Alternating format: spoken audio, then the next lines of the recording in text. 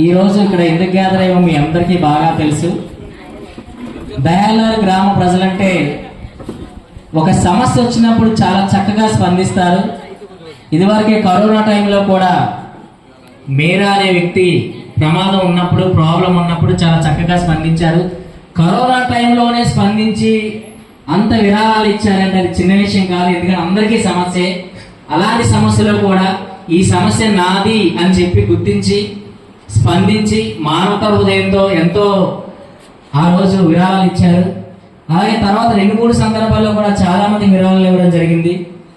ఒక సమస్యను ఒక చిన్న మెసేజ్ రూపంలో అందిస్తే చాలు, ఏదో ఒక రూపంలో ఆ సమస్య స్పందిస్తూనే ఉన్నారు. అలాంటి దయాలర్ గ్రామ ప్రజలకు, అలాగే మనల్ని చూసి, మన స్టేటస్ చూసి మన యొక్క ఆత్మీయులు కానీ, బంధువులు కానీ, కొలీగ్స్ కానీ, ఫ్రెండ్స్ కానీ, మన గ్రూపుల్లో ఉన్నటువంటి మిగతా ఫ్రెండ్స్ కావచ్చు, అందరూ కూడా స్పందిస్తున్న అందరికీ కూడా మరొక్కసారి గట్టిగా చప్పట్లు కొట్టాలని కోరుకుంటున్నాము. మరి ఈ రోజు ఇక్కడ ఈ కార్యక్రమం ఏర్పాటు చేయడం గల ముఖ్య కారణం ఏంటంటే,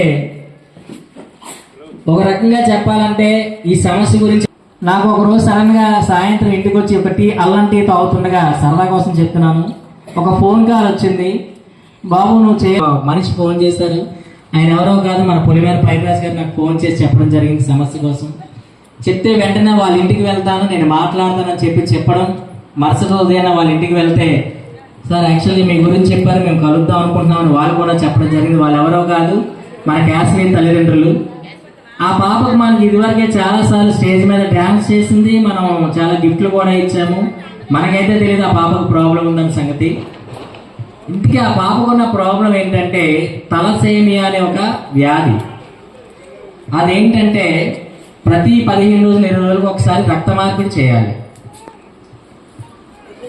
అది కనుక చేయకపోతే ప్రాణానికే ప్రమాదం. ఇప్పుడు దానికి పూర్తి మేజర్ ఆపరేషన్ చేయాలి. అది బోన్ మ్యారో చేంజ్ చేస్తారు అన్నమాట. బోన్ మ్యారో కంటే గుజ్జే, ఎముకల్లో ఉన్న గుజ్జు ఉంటుంది కదా, దాన్ని బోన్ మ్యారో అంటారు. మధ్యలో ఉంటుంది, అదే బోన్ మ్యారో అంటే. అది చాలా చాలా ఇంపార్టెంట్. దానికి లక్షల్లో ఖర్చు అవుతుంది. ఆ ఖర్చు సుమారుగా ఒక 60 లక్షల పైన ఖర్చు అవుతుంది. వాళ్ళు చెప్పారు, ఫ్రాంక్గా ఏం చెప్పారంటే, మేమైతే 30 లక్షల వరకు అయితే మాకు ఏదో కొంచెం ఆస్తుందండి, అది అమ్మేసి పాపకు మేము ట్రీట్మెంట్ చేయించుకుందాం అనుకున్నాం. కానీ తీరా వెళ్ళిన తర్వాత తెలిసింది సుమారుగా 60 లక్షల పైగా కావాలని చెప్పి, అందుకు మేము బయటికి అందరి సపోర్ట్ కోసం వచ్చామని చెప్పారు. మనం మీ అందరికీ తెలుసు, పునర్విక అనే పాప కోసం సుమారుగా 16 కోట్లు కేటాయించారండి. 16 కోట్లు సేకరించారు ప్రజలే, మొత్తం దేశం అంతా కూడా అది ప్రోపగానే అయింది.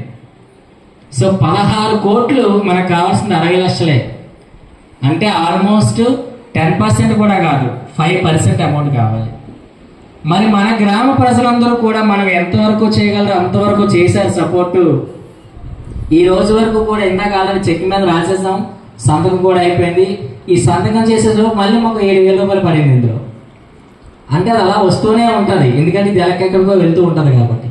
ఇప్పుడు వరకైతే సుమారుగా 1,82,000 రూపాయలు చిల్లర మన దయాలర్ గ్రామ ప్రజలు మన స్టేటస్ చూసి, చాలా మంది స్టేటస్లు పెట్టారు ఇందులో. అందులో ఎక్కువగా పెట్టే వాళ్ళు కూడా నేను నోటీస్ చేశాను. ఒకటి మళ్ళీ పొలిమేర పైరాజ్ గారు, ఒకటి మహాలక్ష్మి నాయుడు గారు, అలాగే రమాదేవి, కొందరు ఈ స్టేటస్లు వాళ్ళు డొనేషన్ పెట్టించిన కానీ మిగతా వాళ్ళు ఇచ్చిన కానీ పెట్టడం వల్ల వాళ్ళను చూసి కూడా చాలా మంది ఇవ్వడం జరిగింది. ఇప్పుడు మనం ఒక స్టేటస్లు పెడుతూ ఉండండి, రోజు కూడా చాలా మంది పెడతారు, ఎక్కడికో బర్త్డేకి వెళ్ళినట్టు, అలాగే ఏదో కేక్ తింటున్నట్టు, ఒక సోడా తాగుతున్నట్టు, ఒక టీ తాగుతున్నట్టు. అదే ఇది పెట్టామనుకోండి, మిమ్మల్ని చూసి, మీ పెట్టిన స్టేటస్ చూసి ఒక 10 మంది స్పందిస్తారు కదా, మీ వల్ల ఒక 1000 రూపాయలు వచ్చినట్టే కదా. మనం అనుకోవచ్చు మనం ఇచ్చే 100 రూపాయలు సరిపోతుందా అని. ఈ 100 కూడా కొన్ని లక్షలకు రీచ్ అవుతుంది.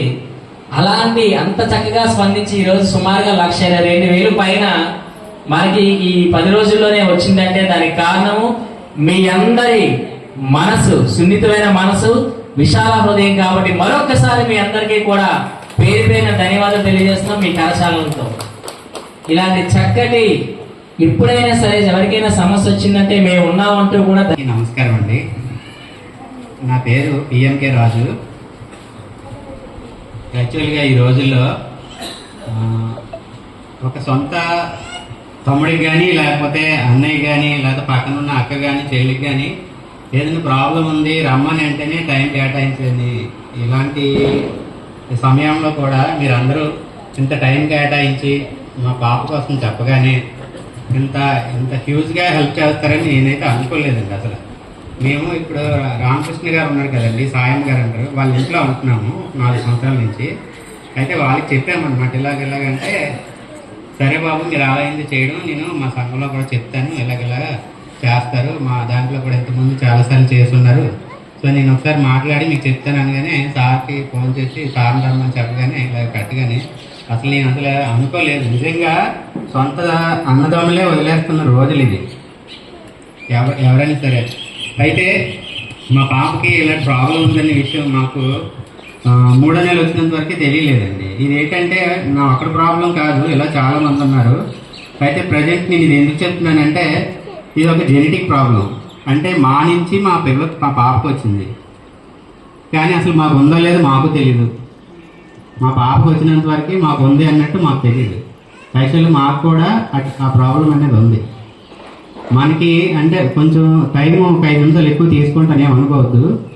మనకి ఉన్న 2 క్రోమోజోమ్లో ఒక క్రోమోజోమ్ పనిచేస్తే మనకి బ్లడ్ సరిపోద్ది. అలాగా మా ఇద్దరికి ప్రాబ్లం లేదు. అయితే మా ఇద్దరి ద్వారా వచ్చిన పిల్లలకి 2 క్రోమోజోమ్లో కూడా బ్లడ్ అనేది ప్రొడ్యూస్ అవ్వకపోతే వాళ్ళకి కంప్లీట్గా బ్లడ్ ప్రొడ్యూస్ అవ్వదు. సో ఆ ప్రాబ్లం ఏంటంటే మా పాపకు వచ్చింది. అది మా పాపకి 3వ నెల వచ్చినంత వరకు మాకు తెలియలేదు. చదువుకొని కూడా ఈ రోజుల్లో ఆ ప్రాబ్లం వచ్చింది అంటే మన మెడికల్ వ్యవస్థ ఎలా ఉందో అర్థమవుతుంది. ఎందుకంటే మనకి మన చెత్తాట్లకి అన్నింటికి అడ్వర్టైజ్మెంట్ చేస్తారు. ఇప్పుడు పెళ్లి చేసుకునే ముందు ఖచ్చితంగా ఇలాంటి టెస్టులు అందరూ చేయించుకోండి. ఎందుకంటే వచ్చిన తర్వాత మనం ఏం చేయలేము, రాకముందే జాగ్రత్త పడాలి. అయితే నాకైతే ఈ విషయం ఒకసారి నేను మాట్లాడి నేను మా గ్రూప్లో పెడతామని చెప్పారనమాట. చెప్పిన తర్వాత ఇంత హ్యూజ్ రెస్పాన్స్ వస్తుందని అయితే నేను అనుకోలేదండి. ఈ గ్రామ ప్రజలందరికీ ఇంత సౌహృదయంతో డబ్బుల కన్నా ముందు ఏంటంటే ఇంత టైం కేటాయించి ఒకళ్ళు హెల్ప్ చేయాలి అనే ఒక మంచి మనసుతో మా పాపకి ఇలా చేయడం నాకు చాలా హ్యాపీగా ఉంది. మీ అందరికీ ధన్యవాదాలు తెలుపుకుంటాను. మీరు చేసిన సాయం ఎంత గొప్పదో ఆ కుటుంబ సభ్యులు ఇప్పుడు మీకు చెప్పారు. అది మొదటి పాయింట్. 2వ పాయింట్, మనకు కావాల్సిన 60 పార్ట్లలో ఒక పార్ట్ వచ్చింది ఈరోజు. అంటే మనకు ఒక 60 పనులు ఉన్నాయి, ఒక పని చేసేస్తాం, ఇంకా 59 పనులు ఉన్నాయి. ఈ 59 పనులకి మనం ఏం చేస్తామంటే ఒక వీడియో తీసి మీ ఫ్రెండ్స్లోను, మీ రిలేటివ్స్లోను, మీ గ్రూపుల్లోనూ మీరు పోస్ట్ చేస్తారు. ఒక్కొక్కరు 100 రూపాయలు ఇచ్చినా పర్వాలేదు. దాని అమౌంట్ ఎంత అవుతుందంటే మనం చెప్పలేనంత. మనం చూసారు కదా పునర్వకి ఎలాగైతే 16 కోట్లు సేకరించారు. దానికి ఇప్పుడు మనకు వీడియో తీస్తాం. అదేంటంటే లైట్ ఫెయిల్ అవ్వకముందే ఈ బ్యాన్ చెప్పేసేయండి, ఈ లోపు బ్యాన్ తీసేయండి. ఈ పేరెంట్ క్యాస్విక్ అందరూ కూడా సపోర్ట్ చేద్దాం, మనందరం క్యాస్విని రక్షించుకుందాం, కాపాడుకుందాం మీరందరూ చెప్పాలి. నేను ఏం చెప్తానో నా వెనకాల మీరు చెప్తే సరిపోతుంది. అది 30 సెకండ్ల నుంచి 40 సెకండ్ల వీడియో తీస్తాము. అది మెయిన్ వీడియో.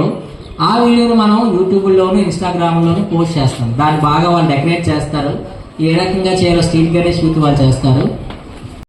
ఎవరికి వారు సొంతంగా డబ్బులు కలెక్ట్ చేయడం మొదలు పెడతారు.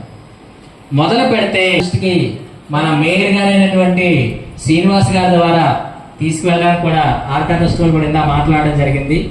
ఆయన్ని కలిసి పెద్దలందరూ కూడా ఒక రోజు కుటుంబ సభ్యులతో కలిసి వెళ్తాము.